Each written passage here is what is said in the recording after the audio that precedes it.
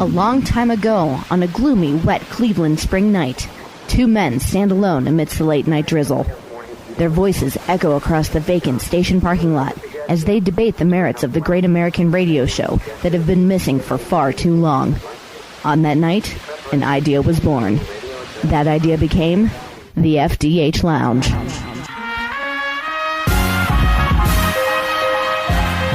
Welcome to the FDH Lounge. Let's set up for the people. I don't even know if enough justice was really done to it on SNS back in the day, but one of the great behind-the-scenes stories in the entire history of when we were at the Sports Talk Network here, us and Jake Digman going to the ROH show the one night here, just to kind of set... What ROH show was this? This was... I was clearly not sober. October of 06, you were not. Okay, and, all right. You were not, I remember that. There was some parking lot shenanigans beforehand, but this was... The parking was tough out there, wasn't it? Yes. It was, yeah. This was Survival of the Fittest 06. It's sad that I remember that, but I do. Hey, I busted out Clash 17, okay? So I can remember something on a tape from 20 years ago, but can't remember something I was actually at 5 years ago. This is one of the great stories. Damn you, marijuana. Who says it kills brain cells, hey, Kyle? Yes. Wait, what show are we talking about again? You know what the best part of the story is? It's like I'm going to be telling it to you for the first time, and you'll be selling it and putting it over. But we were there, we were at this show, and this is when... It wasn't a good show, I remember. I do remember that. It was kind of pedestrian, wasn't it? I thought it was pretty good. But see, I watched like 0.1% of all the ROH you ever did, okay. So maybe I was just more easily impressed. Okay. You had seen so much more stuff than I had, but I was like ROH newbie, and still kind of am, and yeah, I was really impressed by it. But this is when, and it's funny because listening to the old SNSs, Jake Digman was so in love with this Jimmy Jacobs Lacey storyline, how great it was. It was good. That was a good indie. See, that was a good indie storyline. It's something that if you showed to, I think, the masses, they'd be like, okay, I don't ever want to know you again. But here's the thing, though.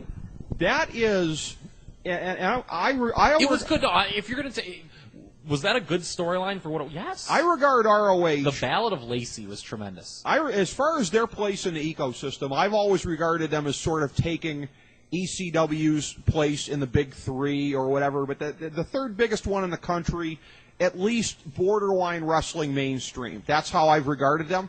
Not as big as ECW was. No, well, it didn't have national. Or the national TV's been spotty at best. It's now starting to get on syndication. My point being, for a company of that scope, that is easily like the hippest storyline there's ever been. Hasn't there been? Wrestling is not notorious for hip storylines. Right? You're doing an emo story right as the emo scene is coming out. I mean, it depends on your definition of hip. I mean, was it worked to that audience?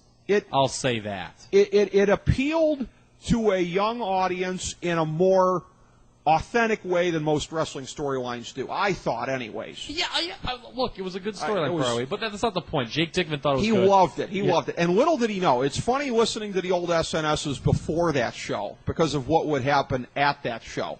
So Jake, at a certain point... I only vaguely remember this. This is great. He goes out to the parking lot at a certain point. He was making a call to a female at the time or whatever. So anyways, he's out there, and I think he was taking a smoke break, whatever the case may be. He's out there in the lot, and Jimmy Jacobs, for anybody that doesn't remember this, him and Lacey were working the emo storyline at the time. She was the super hot broad who, by the way, having been there at the show, at ROH, you get close enough to see them close up. Holy crap. Lacey, one of the 3 hottest women in the history of wrestling. I'm not sure I would have gotten that from the videotapes, TV, whatever, but up close. Naturally speaking. Oh, my God. Naturally. Well, yeah, but see, I think she's kind of hot in the fact that, like, like wrestling fans, I could get her on a good day, whereas, like, the WWE divas, yeah, but like, that's part of the problem, I think, we're getting way off the beaten path, is that you see these chicks, and it's like, okay, you don't have any attachment because it's just like, okay, like... It's a matter of taste, but I've never been into like too much augmentation. Yeah. I'm into Kelly Kelly. I was never Kelly Kelly, yes, obviously, but Kelly Kelly, yes. Sable, no. Sable was like too fake looking for me, in my estimate. That's where I draw the line. But anyways, Lacey, super hot, perfect woman to run this storyline with, and he was doing this whole thing. She managed him and Colt Cabana at the time, and I think B.J. Whitmer on and off. She had a couple of them, but managed Jimmy Jacobs. He was in love with her. He was doing this emo storyline. He was writing her poems. It was right when the emo scene was really kind of, blossoming a little bit here. So they were plugged into that. So Jimmy Jacobs, deciding that he's going to be selling the storyline 24/7. He's out in the parking lot. This is unbeknownst Jake to us, is out there. right? Were we out there? We were told subsequently when Jake came back. What were we doing? You and I were just BSing during intermission. This is intermission. You and I were BSing, and I think this might have been when I was, for your amusement, I think I was making up fake after-mag headlines. Those always got me. I'm sure given the quote-unquote parking lot shenanigans, I was a very captive audience. Yeah.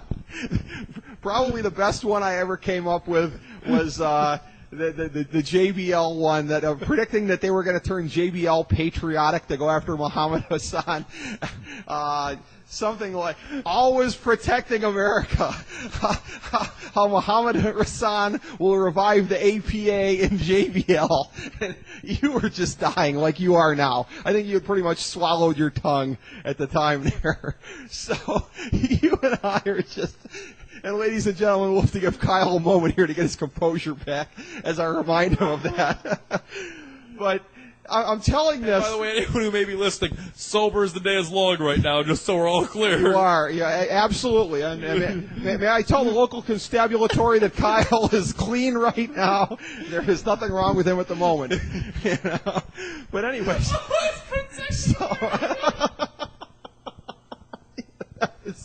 That was one of my best ones, if I do say so myself.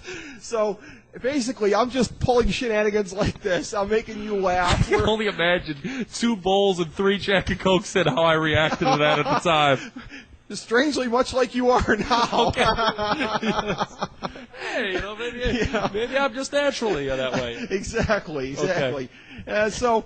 Meanwhile, we're just amusing ourselves with this kind of crap while Digman's out in the parking lot.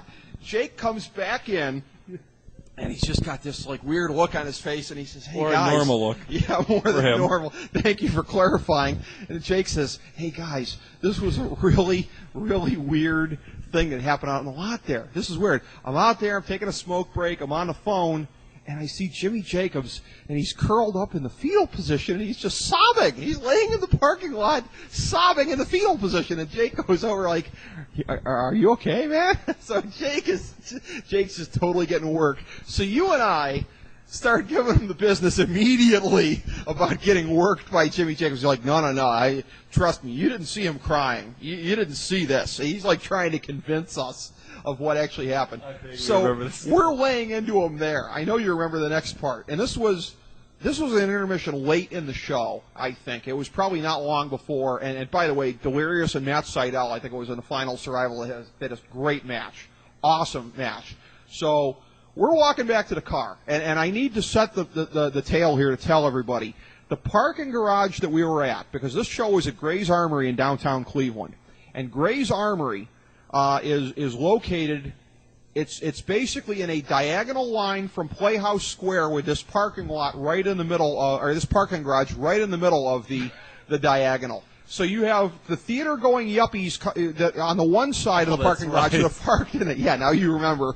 And then you have everybody else, all of us scruffy ROH fans on the other side, all sharing a parking garage. Well, the culture clash was yet to come, ladies and gentlemen, because we're walking back to the garage and we're reminiscing about the night, but inevitably it gets back to the whole Jimmy Jacobs thing and Jake getting worked by him, whatever. So we go to get on the elevator, and right as we get on the elevator, this young yuppie couple, clearly it had just come from Playhouse Square, gets on the elevator there with us. So we're in there, and you and I are laughing. At this point, there's no chance I was sober in the Gene Okerlund shank of the evening. You were pretty much lit, and I think so was Digman, which just makes it even funnier. And I was the one sober person out of the bunch, but again, as anybody that knows me, I can be quite a goof in any state of mind. I've been drunk out of my mind a lot of times. I've been sober, and I've been probably equally entertaining at both points along the way here. So I was right there with you guys attitudinally, although I was sober.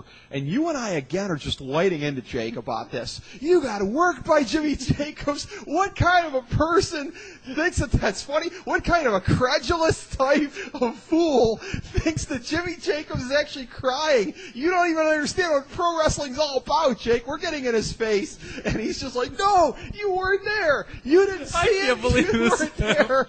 And this yuppie couple is in the elevator with us, and they are edging closer to the door, and if they could have squeezed themselves through the door to get away from us, they would have. They are just doing everything in their power to get as far away from us in this tiny little elevator as they possibly can. We were going all the way to the roof. They stopped like one floor below. They get out like 1 floor and they scooch, man. I have never seen a couple of yuppies not wearing a tracksuit move as fast as they have. I remember that now. And then the door closes, and then we just start laughing once again, like, oh my God, and we just freaked out those people. Yeah, I remember. Now I remember just yelling, "You got worked by Jimmy Jacobs!" Like I was yelling it over and over again. You got worked. You got worked. We were in his face about it. No, you guys weren't there. You don't know. I'm telling you, if you would see the tears in his eyes, you can't just conjure that up, Kyle. You can't. You know, Jake was so insistent that he was in the right. What a knob I am to participate in this. I'm almost ashamed. Although the clear highlight for me, I think you forgot. See, that was the big punchline. Yeah. You know, us scaring this yuppie couple. To me, the punchline is always going to be APA, always protecting America. Who knew that the undercard of the story would end up stealing the show with 4 3/4 snowflakes? Yes. You can expect some random text from me the next week. I'm just going to hit you with always protecting America. And what better note to leave it on than that, Kyle Ross? Yes, so you and I always protecting America. Always protecting America.